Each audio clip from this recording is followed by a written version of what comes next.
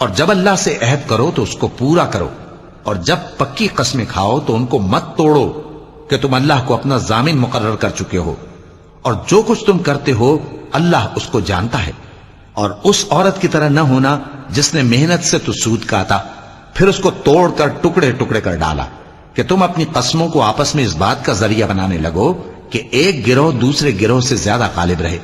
بات یہ ہے کہ اللہ تمہیں اس سے آزماتا ہے، اور جن باتوں میں تم اختلاف کرتے ہو قیامت کے دن اس کی حقیقت تم پر ظاہر کر دے گا۔